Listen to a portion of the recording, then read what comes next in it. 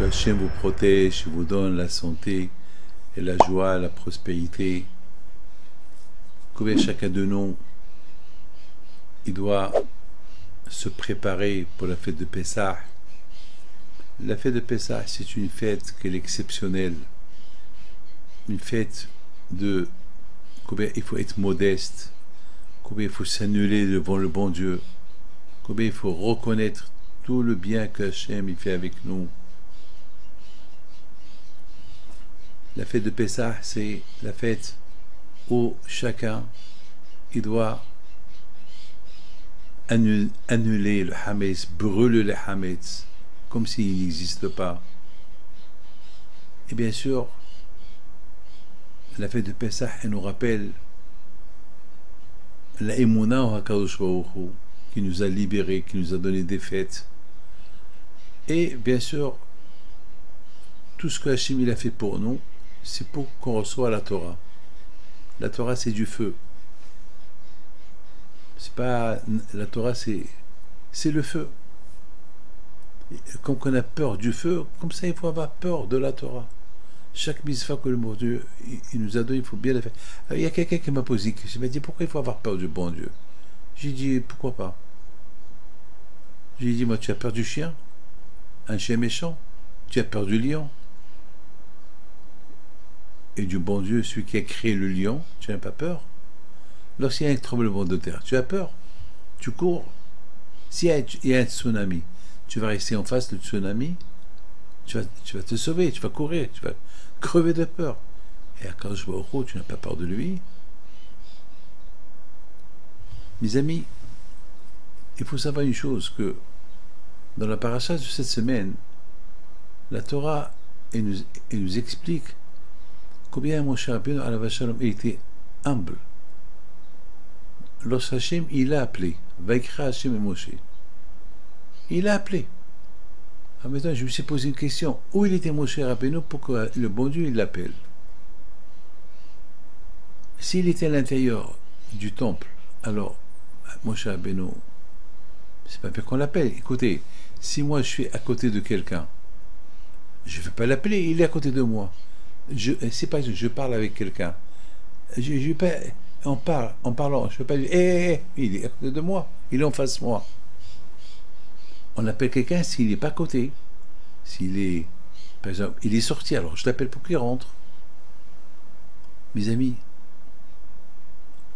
Et en plus, Hachem, il a appelé Moshe Rabbeinu, et Moshe Rabbeinu, alav shalom, il était à côté de lui. Alors c'est quoi? En général, la Torah, il dit, et Hachem, il a parlé avec Moshe, et Hachem, il a dit, et Hachem, il dit.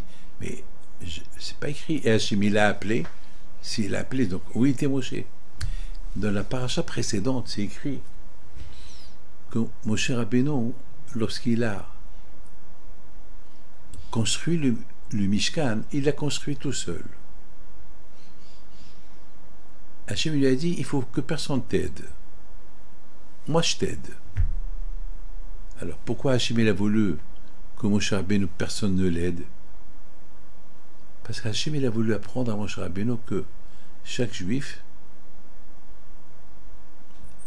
sans l'aide d'Hachem, c'est bien, il faut bien le savoir, sans l'aide d'Hachem, on ne peut pas être des bons juifs. C'est dur, le tsar il est dur. C'est dur de ne pas voir les femmes, c'est dur. Par exemple, la semaine dernière, j'ai été à Dubaï.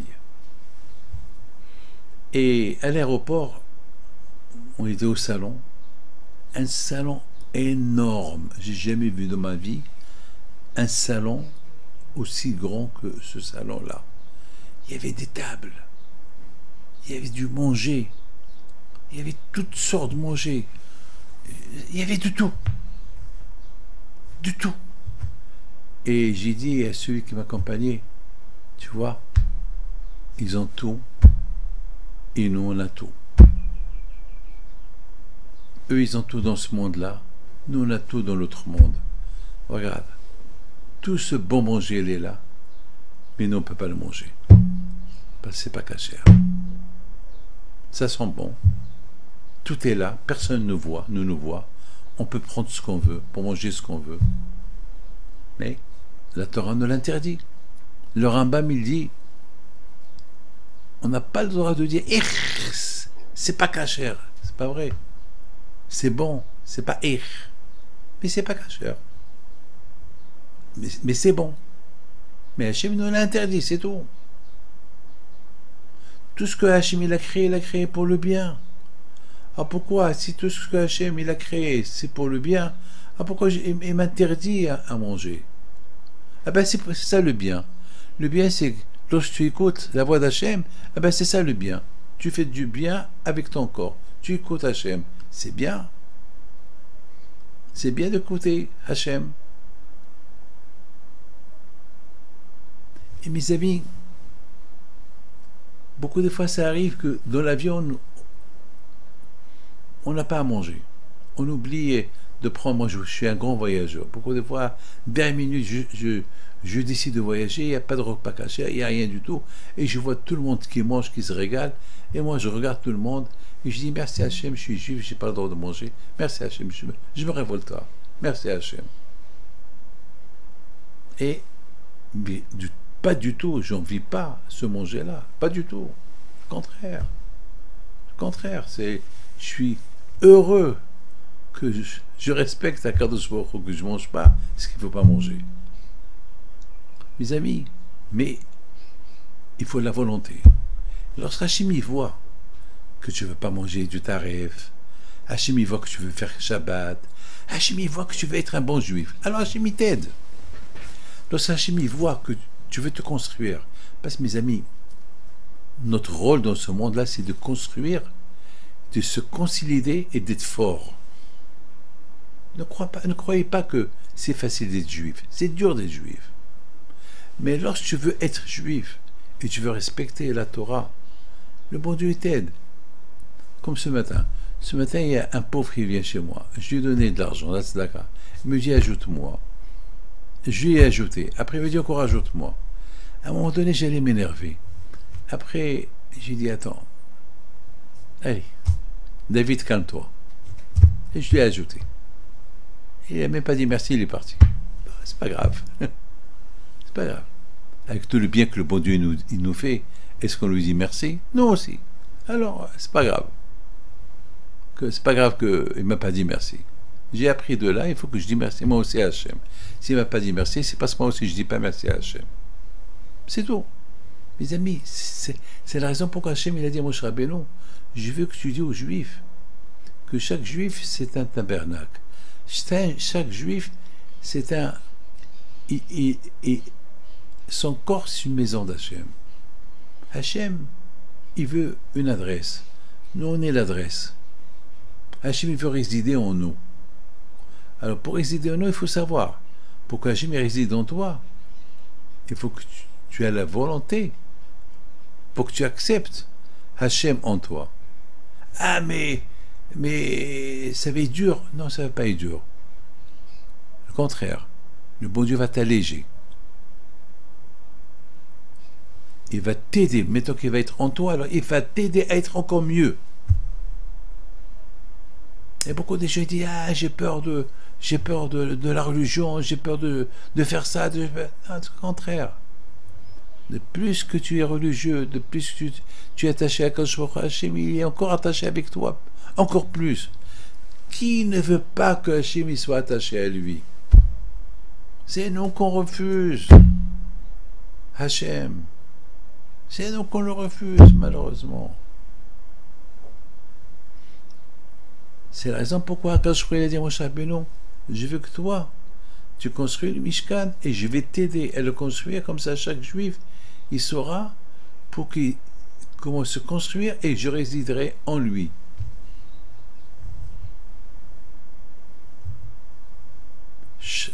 Le Mishkan, c'est le Beit HaMikdash. Le Beit HaMikdash, c'est moi. Le Beit HaMikdash, c'est toi. Il n'y a plus de Beit HaMikdash, c'est pas vrai. Il y a toi, il y a moi, il y a lui, il y a nous, il y a eux.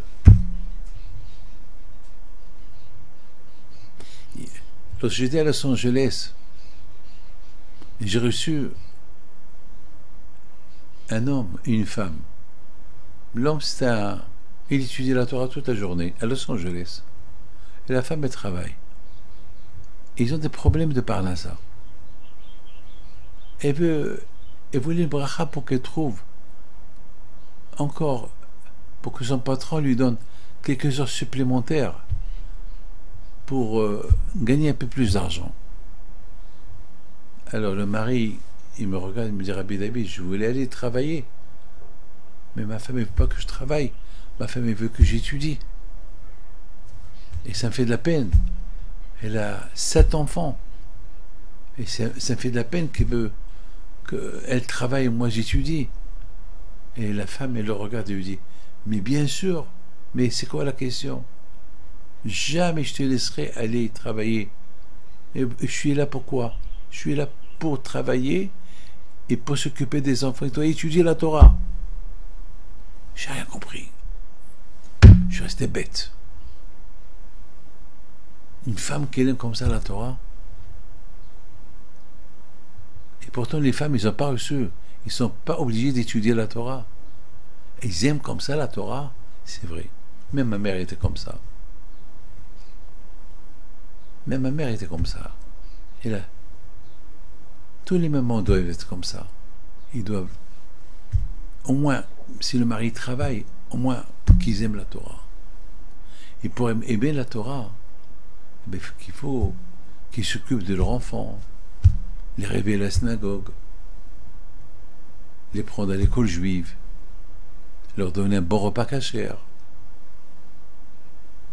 Il y a un garçon qui vient chez moi, un garçon qui a 8 ans, il pleurait devant sa mère. Il rentre avec sa mère. Au moment qu'ils vont partir, le bébé me dit, Rabbi, je peux vous dire quelque chose? Je dis oui. Il me dit, moi j'adore écouter les histoires des tzadikim. Ma mère, elle veut pas que j'écoute les histoires des tzadikim parce qu'elle a peur que je devienne un tzadik. Et sa mère, elle a commencé à lui crier devant moi. Je dis, madame, pourquoi vous le criez?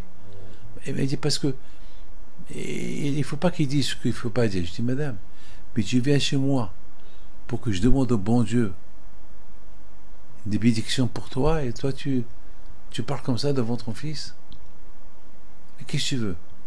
C'est grâce aux histoires des tzadikim qu'on devient des bons juifs, on apprend des tzadikim. Comment être? Alors, elle a dit, bon d'accord, je vais lui laisser écouter les histoires des tzadikim.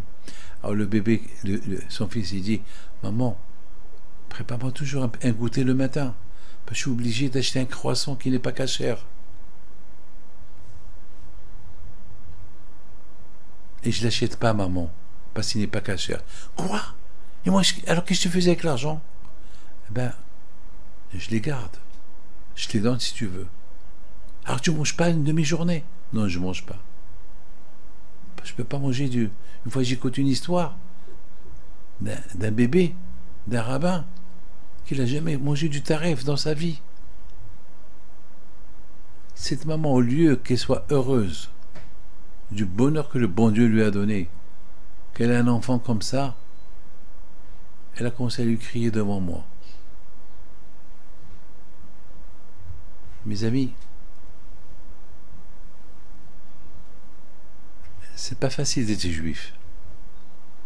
Mais lorsque tu veux être, Hachem il t'aide.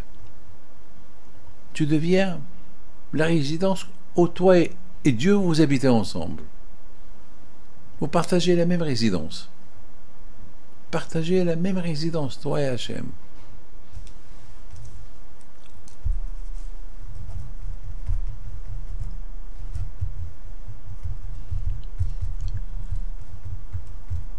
Mes amis, c'est la raison pourquoi Hachem il a dit à Moshe Rabbeinu, montre comment chaque juif il peut se construire.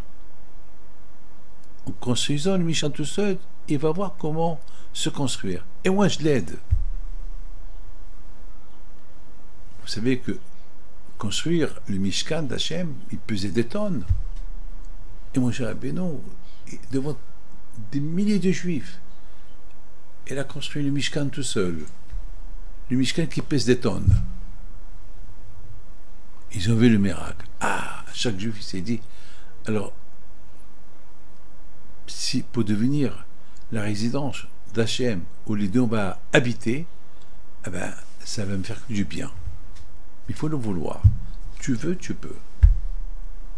Mes amis, ça c'est une leçon qu'on apprend. Il y a une autre leçon qu'on apprend. Une fois que Moshe a construit le Mishkan, alors maintenant, la Shekhinah, l'auréole d'Hachem, elle descend. Là, la Torah dit que Moshe Rabbeinu, il n'arrivait pas à rester tout seul dans le tabernacle. Lui qui l'a construit avec Hachem, maintenant il n'arrive pas à supporter la fumée de l'auréole d'Hachem qui est descendue, qu'elle a apparu. Il voulait partir. Et là, Hachem il appelle. Vaïka Hachem Moshe. Moshe, tu restes. Mes amis, pourquoi Moshe Rabbeinu, Moshe qu'il a supporté être dans le ciel pendant 120 jours. Moshe qu'il a fait la guerre contre les anges, qu'ils n'ont pas voulu qu'il fait descendre la Torah. Comment Moshe Rabbeinu alav shalom, il pouvait pas rester dans le Mishkan parce qu'il y avait la fumée. Tu supportes le feu du ciel, tu supportes pas la fumée de la terre. Comment tu expliques ça? Ben c'est ça, la anava de Moshe Rabbeinu. Moshe était très humble. Il était humble, Moshe Rabbeinu, très humble. Il a dit, je veux pas que déjà les Juifs ils m'ont vu comment j'ai construit le temple tout seul. Et moi, maintenant ils veulent me voir, je suis dans le Mishkan où il y a Hachem, tout seul. Je veux pas être humble, Moshe Rabbeinu.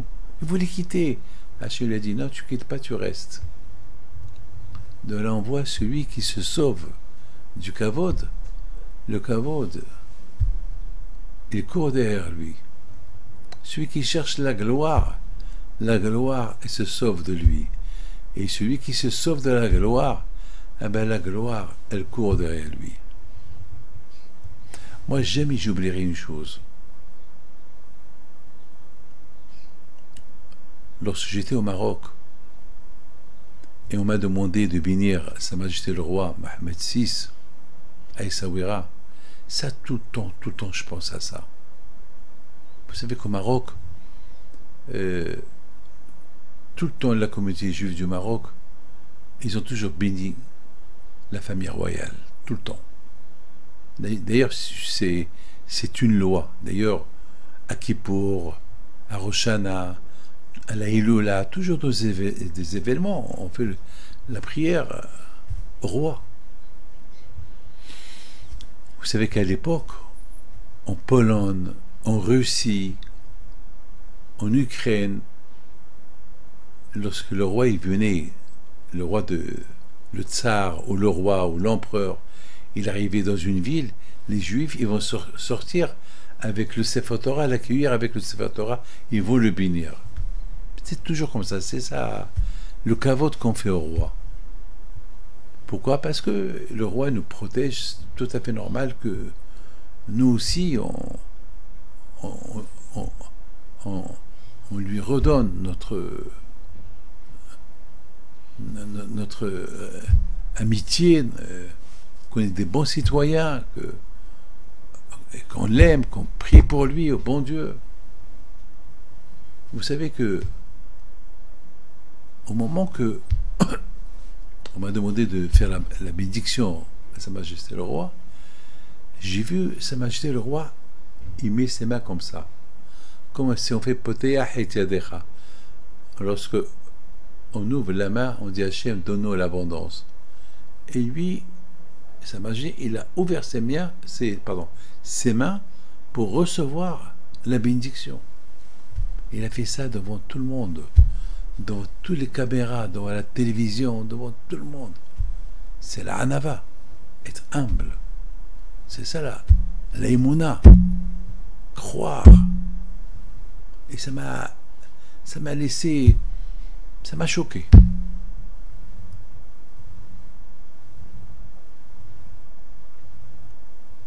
Avoir confiance en Dieu. Tu peux être roi, mais tu saches qu'il y a un roi sur toi. Le bon Dieu, c'est le roi des rois. Moshe Rabbeinu alav shalom, Moshe Rabbeinu était le grand prophète, que même Paro il avait peur de lui. Le roi Paro il avait peur de lui. Mais Moshe Rabbeinu, devant Hachem, il est rien du tout. C'est la place d'Hachem. Le tabernacle, c'est l'endroit d'Hachem. Qui suis-je pour rester dans cet endroit-là? Alors quand je vois au dit Moshe, n'oublie pas que le but du Mishkan, c'est pour que je réside en chacun de vous. Mais où tu veux aller? Mais toi tu es le premier. Je réside en toi maintenant. Tu vas être le premier à sentir que je réside en toi. Parce que tout le but du Mishkan, c'est pour que Hachem réside en chacun de nous. Dans où tu veux te sauver. Où tu veux aller. Tu restes. Hachem est là, paix Moshe, reste. Il y a des gens arrogants. Ils cherchent que la gloire. Ils cherchent que le kavod. Mais Moshe Rabbeinu, ce n'était pas celui qui cherche le kavod. Moshe Rabbeinu, il est loin du kavod. Très loin du kavod. Même là où il mérite le kavod, Moshe Rabbeinu, il se sauve. Et lorsque Moshe Rabbeinu, il a écrit la Torah, il a écrit Vaikra et Hachem l'a appelé Moshe, il a écrit la dernière lettre de Vaikra, Aleph, petite lettre, Aleph. Au départ, il ne voulait pas l'écrire, parce qu'il ne voulait pas se sentir que tout ce Mishkan, toute cette belle maison du bon Dieu, elle est à lui. Non, c'est la maison du bon Dieu. Admettons, on l'a construit pour le bon Dieu. Maintenant, Hachem, il apparaît dans le Mishkan, à moi de sortir. Ma place n'est pas là. Hachem lui a dit, non, ta place, elle est là. Tu restes là, tu ne bouges pas de là. C'est ça le but. Le but de chacun de nous, c'est que Hachem réside en lui. À toi de bien vouloir accepter que Hachem réside en toi. Mes amis, que le Hachem vous protège, vous donne la santé, la joie et la prospérité. Amen.